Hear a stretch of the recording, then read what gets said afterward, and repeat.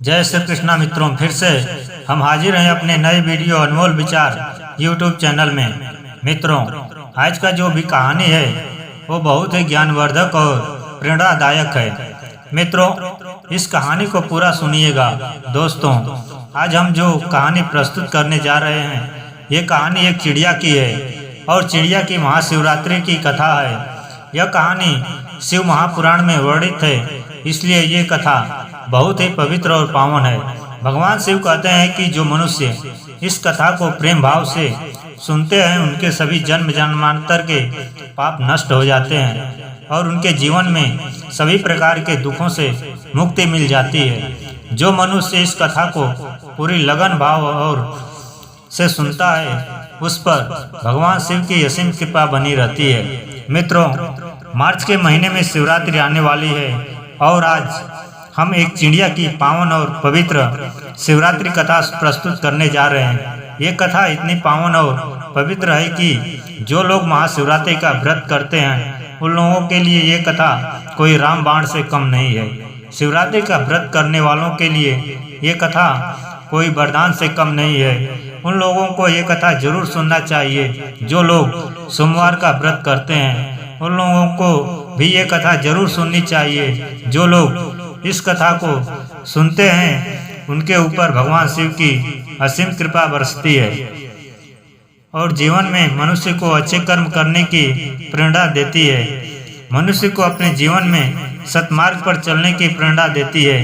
कहानी को शुरू करने से पहले आपसे निवेदन है कि अगर आप हमारे चैनल पर नए मेहमान दर्शक बनकर आए हैं तो आप हमारे चैनल को सब्सक्राइब कर लें। मित्रों, शुरू करते हैं ये सुंदर सी कथा।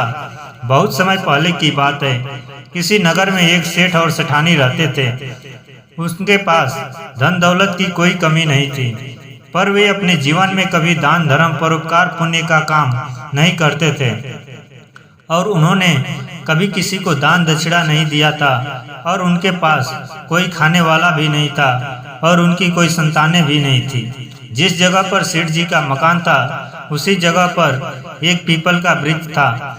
उस सुंदर से वृक्ष पर एक चिड़िया रहती थी। चिड़िया ने अपना घोंसला उसी पेड़ पर बना रखी थी। चिड़िया के छोटे छोटे 2 बच्चे थे। चिड़िया रोज नगर में दाना चुगने के लिए जाती थी और दाना पानी चुगने के बाद अपने घोंसले में आती और अपने बच्चों को खिलाती थी। चिड़िया का ये रोज का काम था। वो चिड़िया रोज सेठ जी के महल में जाया करती थी, लेकिन वहाँ पर एक भी चिड़िया को दाना पानी नहीं मिलता था और चिड़िया आगे चली जाती थी। और फिर चिड़िया यही सोचती थी कि इस नगर में सबसे बड़ा इसी सेठ जी का मकान है और ये सबसे धनी व्यक्ति है, लेकिन कभी किसी को दान नहीं देता, कभी किसी भिखारी को भिक्षा नहीं देता है, कभी मंदिर में सेवा नहीं करता, कभी दान धर्म का कार्य भी नहीं करता है, कभी किसी असहाय व्यक्ति का मदद नहीं करता है, किसी जीव जंतु को भोजन नहीं कराता है। यह सेठ बहुत कंजूस है। एक दिन वह चिड़िया सुबह अपने घोंसले से उड़कर सेठ के मकान पर जाकर बैठ गई। उस समय सेठ सेठानी दोनों आपस में बातें कर रहे थे और सेठानी अपने पति सेठ से कह रही थी कि सुनो, हमारे पास इतना धन दौलत है, इतनी संपत्ति है, हमें पूरे नगरवासी नगर सेठ कहकर बुलाते हैं। हमारे पास धन की कोई कमी नहीं है, लेकिन इस धन का हम क्या करें? हमारा तो कोई वारिसदार भी नहीं है, कोई औलाद नहीं है, इस धन को कोई खाने वाला नहीं है। तब सेठ ने सेठानी से कहने लगा, सेठानी, इसमें मेरा क्या कसूर है? शायद हमारे किस्मत में पुत्र प्राप्ति नहीं होगा, भगवान हमारे किस्मत में नहीं लिखा होगा। फिर सेठ ने कहा, सेठानी, जब तक जिएंगे तब तक इस धन को खाएंगे, उसके बाद जिसके नसीब में होगा वो पाएगा। दोनों पति पत्नी आपस में ऐसी बातें कर रहे थे और चिड़िया वहीं पर बैठी बैठी उन दोनों की बात को बहुत ध्यानपूर्वक सुन रही थी। वह चिड़िया सेठ सेठानी की पूरी बात सुनने के बाद वहां से उड़कर आगे चली जाती है और दाना पानी चुगने के बाद वापस अपने घोंसले में आती है। अब चिड़िया रोज सेठ जी के महल में जाती और बात सुनकर वापस अपने घोंसले में चली आती। सेठ जी को पत्नी थी सेठ जी की जो पत्नी थी वो बहुत अच्छे स्वभाव की थी। उसके दिल में दया धर्म की भावना थी। जब सेठानी रोज उस चिड़िया को देखती थी तो सेठानी को उस चिड़िया से धीरे धीरे बहुत प्रेम हो गया था। अब सेठानी सेठ जी से चोरी छुपके चिड़िया को दाना पानी देने लगी और चिड़िया दाना चुगने लगती थी। इसी तरह बहुत दिन बीत गए। एक दिन चिड़िया सोचने लगी कि सेठानी बहुत दयालु है और दाने भी खिलाती है, लेकिन उसके कोई संतान नहीं है। तब चिड़िया अपने मन में विचार किया कि ऐसा क्या किया जाए कि सेठानी को पुत्र की प्राप्ति हो। चिड़िया यही सोचती है कि एक औरत जब तक माँ नहीं बन जाती तब तक उसका औरत होना बेकार होता है, और एक औरत का दुख औरत ही समझ सकती है। एक औरत का जीवन तब सफल होता है जब वो माँ बनती है। उसका जीवन तब सफल होता है जब वो उसके गोद में बच्चा खेलता है। इसी बात को सोचकर चिड़िया बहुत दुखी होती है और चिड़िया सोचती है कि कितनी सीधी सादी सेठानी है कि रोज हमें दाना खिलाती है। ऐसा मैं क्या करूं कि इसके घर पुत्र की प्राप्ति हो। यही सोचती हुई चिड़िया के मन में विचार आया कि क्यों न चलकर देवाधिदेव महादेव के पास चलकर इन दोनों सेठ सेठानी के लिए पुत्र प्राप्ति के लिए विनती प्रार्थना करूं। यही सोचकर चिड़िया अपने स्वामी चिड्डा से कहती है कि स्वामी, मैं कुछ दिन के लिए बाहर जा रही हूँ। आप बच्चों को ध्यान रखना, उन्हें समय से दाना पानी खिलाना। इतना कहकर वह चिड़िया अपने घोंसले से उड़ जाती है और रात दिन उड़ते हुए जाती है और बहुत परिश्रम करती है। अंत में बहुत मेहनत करने के बाद वह चिड़िया कैलाश पर्वत पर पहुंच जाती है, जहां पर भगवान भोलेनाथ माता पार्वती बैठे हुए थे। और वह चिड़िया जाकर भगवान शिव और माता पार्वती के चरणों में पड़ जाती है। और जैसे ही चिड़िया माता पार्वती के चरणों में जाकर बैठती है तो माता पार्वती ने उस चिड़िया को अपने हाथ में उठा लेती है और चिड़िया के ऊपर हाथ फेरते हुए माता पार्वती ने चिड़िया से पूछती है कि हे चिड़िया, तुम कहाँ से आई हो? तुम बहुत परेशान लग रही हो। तब चिड़िया माता पार्वती से कहती है, माँ, मैं बहुत दुखी हूँ और बहुत दूर से आई हूँ। मैं अपने जीवन के लिए दुखी नहीं हूँ, किसी और के लिए दुख के लिए दुखी हूँ। तब माता पार्वती कहती है कि पुत्री चिड़िया, तुम साफ साफ बताओ बात क्या है, स्पष्ट बताओ। तब चिड़िया कहती है, माँ, जिस जगह पर मैं रहती हूँ वहीं पर एक सेठ सेठानी रहते हैं। उनके कोई संतान नहीं है, पर सेठानी बहुत दयालु और संस्कारी है। उनको एक पुत्र दे दीजिए। इतनी बात कहकर चिड़िया बेहोश हो जाती है और माता पार्वती ने उस चिड़िया को होश में लाने की प्रयत्न करती है और कुछ समय के बाद चिड़िया होश में आ जाती है।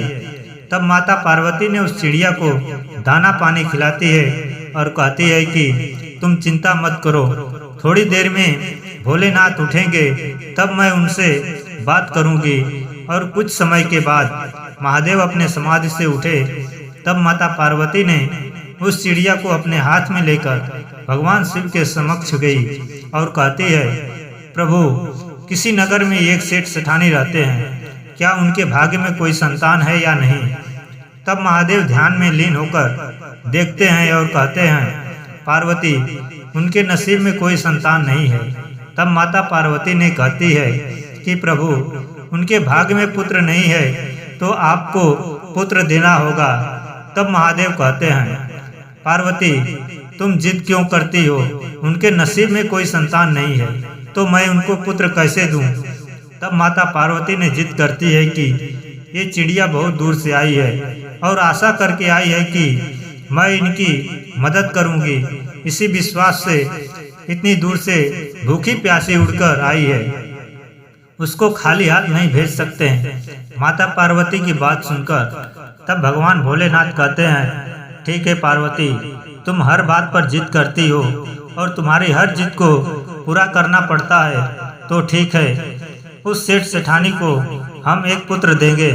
लेकिन पार्वती, उस चिड़िया से कहो कि सेठ सेठानी कोई दान धर्म नहीं करते हैं, किसी की मदद नहीं करते हैं, और कोई पुराण कथा नहीं करते हैं, ऐसे नास्तिक लोग हैं। यदि वे दोनों नास्तिक से स्वास्तिक होने की लगे तो मैं उन्हें एक पुत्र दूंगा, लेकिन उनको दान धर्म करना पड़ेगा। मंदिर जाकर दान धर्म देना होगा, कथा पुराण कराना होगा, भगवान का भजन कीर्तन करना होगा, तभी जाकर उन्हें पुत्र की प्राप्ति होगी।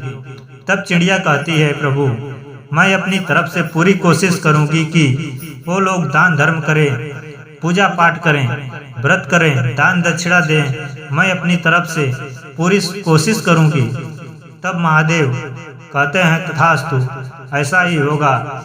इसके बाद चिड़िया माता पार्वती और भगवान शिव को प्रणाम करती है और वहां से उड़कर उड़ान भरती है और उड़ते हुए अपने घोंसले में आ जाती है। उसके 9 महीने के बाद सेठ सेठानी को एक सुंदर से पुत्र की प्राप्ति होती है। सेठ सेठानी बहुत खुश होते हैं अपने पुत्र को पाकर, और चिड़िया भी बहुत प्रसन्न होती है और सोचती है कि हमारी मेहनत सफल हो गई। यही वह चिड़िया बहुत खुश थी और चिड़िया सोचती है कि यह सेठ नगर का बहुत अमीर आदमी है। वह अपने पुत्र को अच्छे अच्छे खाना खिलाएगा, अच्छे अच्छे पकवान बनाकर खिलाएगा, तो उसमें से कुछ नीचे जमीन पर गिरेंगे तो नीचे का गिरा हुआ दाना हमको चुगने को मिलेगा। यही सोचकर वो चिड़िया बहुत खुश होती है। अब धीरे धीरे सेठ का लड़का बड़ा होने लगा। एक शिवरात्रि बीत गई, दूसरी शिवरात्रि बीत गई, तीसरी शिवरात्रि भी बीत गई और चौथी शिवरात्रि भी बीत गई, और 5वीं शिवरात्रि जब आने वाली होती है तब वो चिड़िया बहुत चिंता में पड़ जाती है कि और परेशान होने लगती है और सोचती है कि सेठ का लड़का अब 5 साल का हो गया है और अभी तक ये सेठ सेठानी किसी मंदिर में नहीं जाते हैं, किसी को दान दक्षिणा नहीं देते हैं, भगवान का कथा व्रत नहीं करते हैं, कोई धर्म पुण्य का काम नहीं करते हैं। यही सोचकर चिड़िया बहुत दुखी होती है और यही सोचती है कि अगर ये लोग दान धर्म व्रत पूजा पाठ नहीं किया तो इनका पुत्र जल्द ही अल्प आयु और मृत्यु को प्राप्त हो जाएगा। और यही सोचकर चिड़िया बहुत दुखी होती है और सोचती है कि सेठ सेठानी को मैं ये बात कहूँ तो कैसे कहूँ, मेरी आवाज़ को ये समझते नहीं हैं, मेरे इशारे को ये समझते नहीं हैं। अब यही सोचकर चिड़िया बहुत दुखी होती है। तब चिड़िया के बच्चे भी बड़े हो गए होते रहते हैं। तब चिड़िया अपने बच्चों से कहती है कि बच्चों, तुम लोग अपना ख्याल रखना, मैं कुछ दिनों के लिए बाहर जा रही हूँ। और चिड़िया फिर उड़कर उड़ान भरती है और वापस कैलाश पर्वत पर जाती है और कैलाश पर्वत पर जाकर माता पार्वती के चरणों में गिर जाती है। और माता पार्वती ने चिड़िया को अपने हाथ में उठाकर कहती है कि चिड़िया रानी, अब बताओ तुम्हें क्या तकलीफ है? तुमने जैसा कहा था वैसा हो गया, सेठ सेठानी को पुत्र मिल गया है, अब तुम दोबारा किस लिए आई हो? तब चिड़िया माता पार्वती से कहती है कि सेठ सेठानी को पुत्र तो मिल गया है, लेकिन सेठ सेठानी को धर्म के मार्ग पर लाने में मैं असफल रही। दोनों पति पत्नी अभी भी कोई दान धर्म नहीं करते हैं, ना ही मंदिर जाते हैं, ना ही पूजा पाठ करते हैं, अभी भी वैसे के वैसे ही हैं। तब भगवान शिव कहते हैं कि फिर तो उनका पुत्र अल्प आयु होगा। यह बात सुनकर चिड़िया माता पार्वती के चरणों में पड़ जाती है और अपना सर जोर जोर से पीटने लगती है और कहती है, माता, उनका पुत्र अल्पायु नहीं दीर्घायु होना चाहिए। चिड़िया भली भांति जानती है कि पिता से जब कोई चीज मांगनी हो तो माँ के चरणों में पड़ जाओ। यदि माँ को आप खुश कर लेते हैं तो पिता अपने आप मान जाते हैं। यही सोचकर चिड़िया माता पार्वती के चरणों में पड़ जाती है और अपना सर पीटने लग जाती है। और फिर माता पार्वती ने उस चिड़िया को अपने हाथ में उठा लेती है और उसे बहुत प्यार से सहलाते हुए और भोलेनाथ से कहती है कि ऐसा नहीं होने दीजिए। फिर चिड़िया कहती है, माँ, मैंने तो अपने तरफ से बहुत कोशिश किया उन दोनों को समझाने की, लेकिन ना तो वे मेरा भाषा समझ पाते हैं, ना ही मेरे इशारे को। अब मैं क्या करूं? तो क्या करूं? चिड़िया कहती है कि माँ, आप और भगवान शिव अगर वहां पर जाकर सेठ सेठानी को सही राह पर लाएं और उन्हें सद्बुद्धि बताएं तो अच्छा होगा। तब माता पार्वती और भगवान शिव कहते हैं, ठीक है चिड़िया, ऐसा ही होगा। हम दोनों बहुत जल्द ही सेठ सेठानी के दरवाजे पर पहुंचने वाले हैं। फिर चिड़िया कैलाश पर्वत से उड़कर अपने घोंसले में आ जाती है। फिर कुछ समय के बाद भगवान शिव और माता पार्वती एक भिखारी के भेष में उस सेठ सेठानी के दरवाजे पर दस्तक देते हैं और सेठ सेठानी से कहते हैं कि मैया, हमें बहुत तेज भूख लगी है, कुछ भोजन तो कराओ। अगर तुम भोजन नहीं कराओगे तो मैं तुम दोनों को श्राप दे दूंगा। तब सेठ सेठानी ने हाथ जोड़कर कहती है, बाबा आप हमें श्राप मत दो, मैं आप लोगों को भोजन जरूर कराऊंगी। तब साधु के भेष में आए माता पार्वती और भगवान शिव को सेठ सेठानी अपने घर में ले जाती है और सुंदर पकवान बनाती है और दोनों को बहुत आदर सत्कार से भोजन जिमाती है। इधर उसका छोटा सा बालक इधर उधर घूमता है और कभी माता पार्वती को रोटी लाकर देता है तो कभी भगवान भोलेनाथ को पकवान देता है, कभी कुछ लाकर देता है तो कभी कुछ देता है। यह देखकर माता पार्वती बहुत प्रसन्न होती है। माता पार्वती ने अपने मन में सोचती है कि यह भगवान भोलेनाथ का प्रसाद है, इसलिए इतना चंचल और नटखट है। जब सेठानी साधु के भेष में आए माता पार्वती और भगवान शिव को भोजन करा देती है, तब माता पार्वती और भगवान शिव उसके घर से जाने लगते हैं।